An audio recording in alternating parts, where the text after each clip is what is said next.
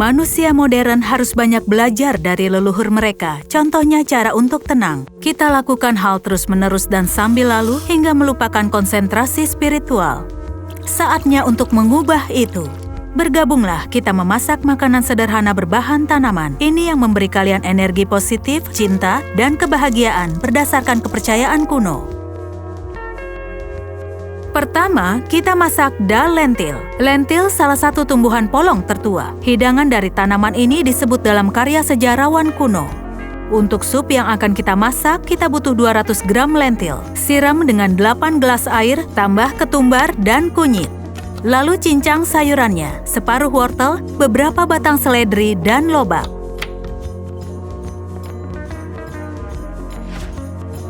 Sangat penting memasak dengan pikiran positif dan cinta kepada orang yang akan memakannya. Pikirkan mereka saat memotong bahan-bahannya. Doakan kebaikan dan kemakmuran, maka hidangan akan penuh energi positif dan sangat lezat. Di akhir, tambahkan 200 gram kacang asparagus ke sup, lalu masak setengah jam. Buah dan sayuran segar mengandung energi positif yang kuat. Karena itu kita butuh 2 tomat besar. Kita rebus di dalam panci. Sebelumnya, timi goreng, bubuk cabai, dan mentega ghee.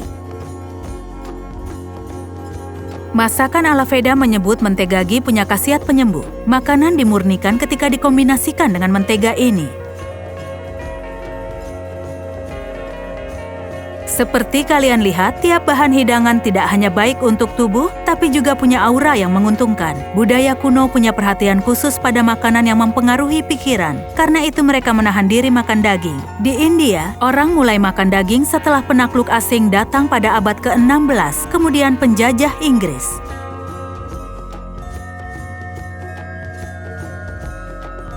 Kombinasi lentil, sayuran, dan mentega ghee akan memberi efek positif pada suasana hati. 1 sendok sup ini membuat harimu menyenangkan, terutama jika kalian tambahkan daun ketumbar segar.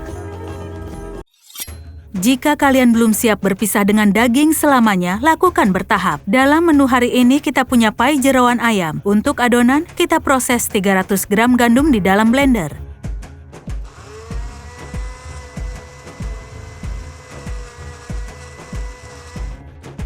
Tambahkan segelas yogurt, minyak zaitun, sebutir telur, dan sedikit garam. Lalu aduk kembali.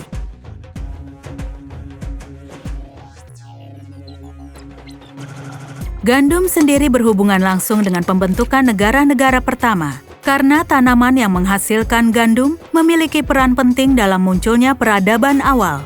Ini masih menjadi makanan utama dalam nutrisi manusia. Saat ini, gandum ditanam di seluruh dunia. Di pasar dunia, gandum, barley, oats, jagung, beras, soba, dan kacang polong dianggap makanan utama.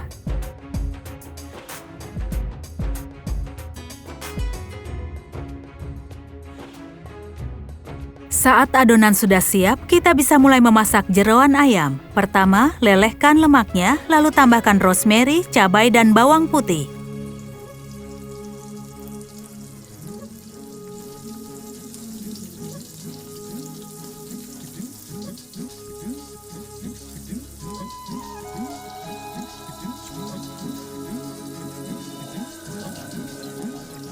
Dipercaya, nenek moyang ayam domestik adalah unggas hutan merah yang menghuni Asia. Beberapa ribu tahun sebelum Masehi, unggas dipelihara di dekat India.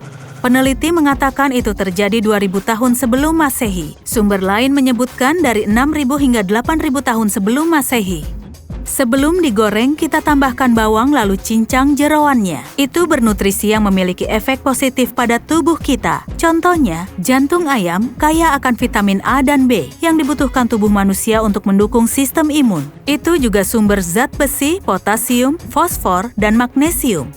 Hati mengandung banyak zat besi. Direkomendasikan selama kehamilan. 150 gram hati mengandung asam folat yang dibutuhkan sehari-hari. Dan ampela ayam kaya akan mineral yang berfungsi menjaga hormon tetap normal. Mereka menstimulasi pencernaan, bahkan mencegah perkembangan diabetes.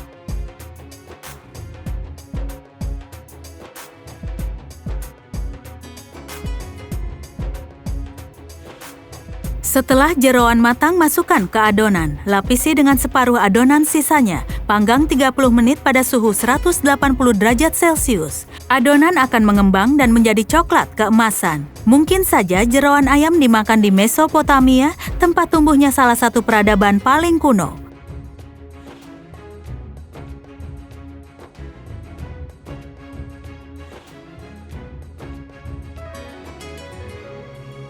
Saat memasak hidangan yang dimakan orang zaman dulu, kau mulai merasakan hubungan dengan mereka. Sepotong pai daging sudah seperti perjalanan waktu ke masa prasejarah.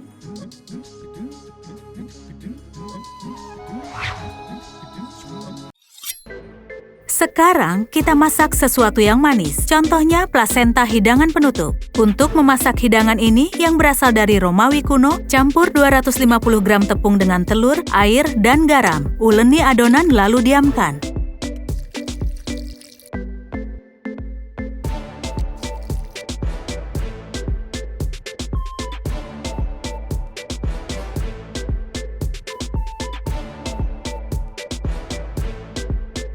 Ilmuwan mengatakan hidangan penutup masa Romawi ini adalah prototip pai keju modern yang tidak manis tiropita. Juga, nama plasenta digunakan di Kepulauan Lesbos di Yunani sebagai sebutan baklava. Ini makanan penutup yang dibuat dari puff pastry dengan bubuk kacang dan madu. Varian lain dari makanan penutup Romawi adalah kue placenta.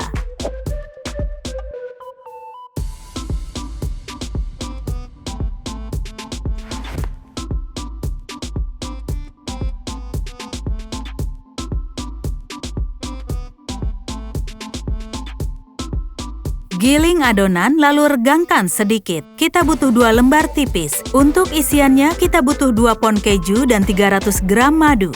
Banyak orang menghubungkan Romawi kuno dengan Julius Caesar. Itu tak mengherankan karena Roma hanya negara kecil sebelum kampanye besarnya. Caesar memperluas wilayahnya dan mengubahnya menjadi negara raksasa dengan wilayah di Eropa, Asia, dan Afrika. Sementara koki kita menyatukan makanan penutup, ini fakta menarik tentang sang pemimpin hebat itu. Caesar mengenakan karangan bunga pohon salam karena dia mulai botak dan tak ingin orang lain melihatnya. Bulan Juli dibuat untuk menghormati Julius Caesar. Sedangkan salad tidak ada hubungannya dengan dia. Salad diberi nama mengikuti pria Meksiko yang menemukannya dan namanya Caesar.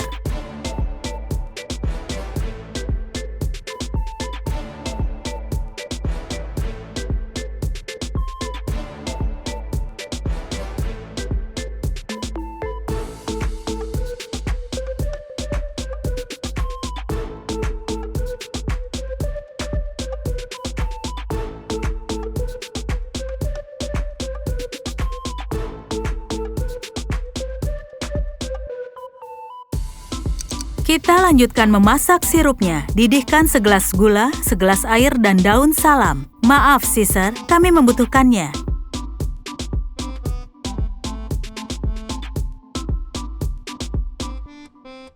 Tambahkan sedikit madu lalu masak selama 5 menit.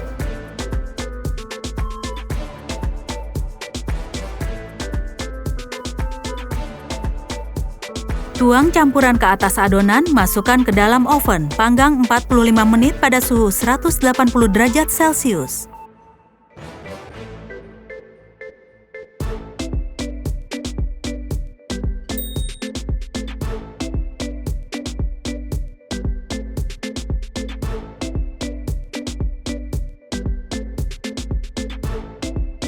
Cepat dan mudah kalian memasak makanan penutup yang berasal dari Romawi kuno. Labu. Ini simbol kekayaan dan kemakmuran. Mungkin ini alasan kenapa nasi manis dalam labu menjadi hidangan tradisional Armenia, dihidangkan dalam acara pernikahan sebagai tanda kekayaan keluarga. Untuk memasak pilaf, siram plum kering, aprikot, kurma, kismis, dan beras dengan air.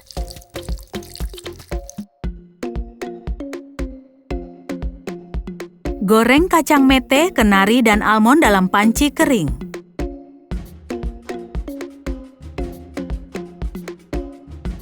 Lalu cincang buah keringnya, goreng bersama kacang-kacangan dalam minyak zaitun yang banyak.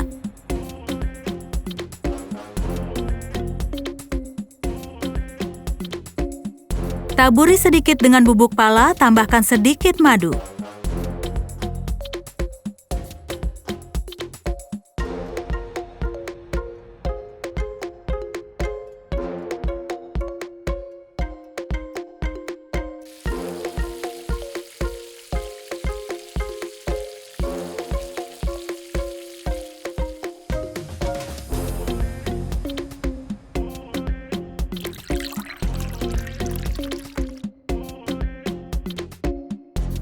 Masak berasnya beberapa menit, sementara itu bersihkan labunya.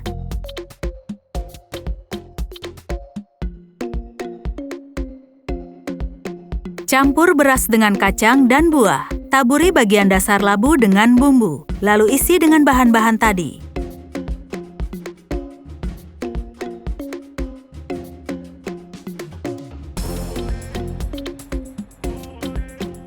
Panggang 15 menit dalam oven pada suhu 180 derajat Celcius. Dan sekarang kalian bisa potong untuk disajikan dan menikmati hidangan kuno ini.